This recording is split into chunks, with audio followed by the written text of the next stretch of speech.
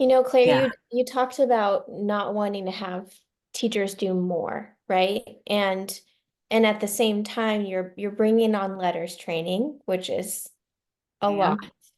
And And you're, adding a new curriculum, 95% group. And of course, there's like the layer of the assessment suite. I'm wondering, like, how did you ensure that teachers weren't doing more in the ways that you focused yep, their time or targeted their time? And yep. also sort of like what were the leadership, the sync that had to happen in your leadership team around schedules and professional learning, et cetera, to make that manageable so that they didn't feel like 100 things were being added to their plate. Uh, Mhm. so how did you manage all of that? Really thoughtful about the messaging as we began all of this work because number one, we started with this is an investment in you, teachers. Like we are here because you are our biggest asset. You are the biggest resource in the room, and you need the most current, up-to-date training that you can get. And letters is the gold standard. I realize that lots of districts, it's too much, and there are other great programs out there. But for us, we wanted our teachers to have the best knowledge they could have, and letters was that. And so we started with that. So it's an investment in you. We incentivized it. So we made sure that we said, we know this is going to be more than your contracted time. We want to pay you for your additional time. And so we built a stipend system out. And again, I feel like that helped teachers know that they're valued and their time is valued.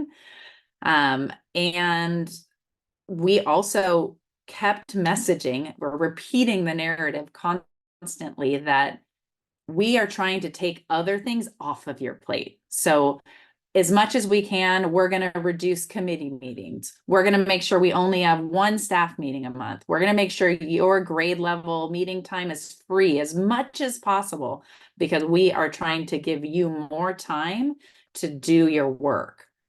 We also added additional minimum days into our school calendar for the 2 years where we've been working on the letters training.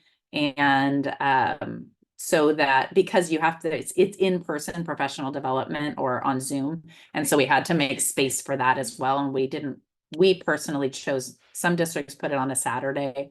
We didn't want to do that. We felt like it was amenable to have an additional, I think we added 4 minimum days to the calendar for those 2 years. So again, not adding, just adding. We were trying to be really careful about subtracting as well. And our leadership team, we just keep coming back to talking about we are not also working on math, and we're not also working on social emotional. We of course are always doing that integrated in our work, but our one initiative for the last 2 years has been literacy, and we've been sticking to that. And of course other things arise, and we say we absolutely want to talk about math, and that's what's coming next, but we need to complete this cycle so that we don't have that initiative fatigue. There's always something new in education. And this one, we've really wanted to communicate, this is not a fad. Like, this isn't the next thing.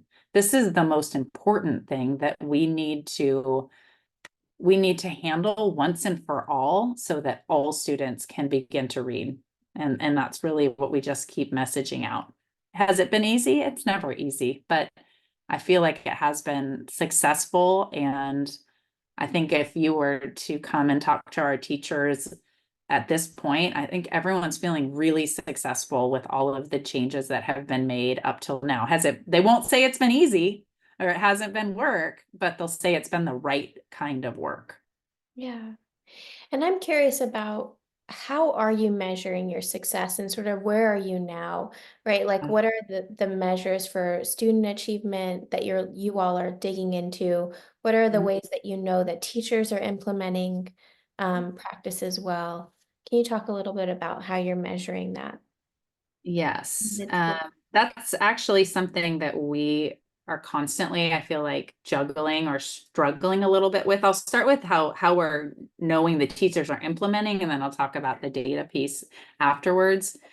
When we implemented 95 core in the fall, I made sure we called them curriculum visits, and I put that out to the staff of, hey, we really just want to help you implement this new curriculum. We slowed down the pacing of letters. So we said, okay, we're not going to do any new units this fall. Your sole focus right now is to get 95 core integrated into your language arts block. And so they took the fall to do that. We said, what do you need? We're gonna come out and do these literacy or these curriculum visits. So we have 3 administrators, our superintendents here on campus, myself, and then we have another administrator who does special education and student services and such. And so all 3 of us, I made out a schedule and I scheduled all 3 of us. Every week we all did 1 visit and we would go out. I created a template of kind of what to look for. And we filled that out. We would meet with the teacher post curriculum visit. It was not an observation. It was not an evaluation. And we would just say, hey, how's it going? What are you seeing? Here's what I saw. What do you need? And then from that round, I then put out like an instructional rounds where either I or somebody else went in and subbed for one teacher so they could go and observe a grade level team teacher teaching a lesson in their classroom. And they really enjoyed that because just getting the opportunity to see somebody else teaching the same thing, there's always so many things that you grow from and learn from. So we did a round of instructional rounds. And then I just pop out and about often.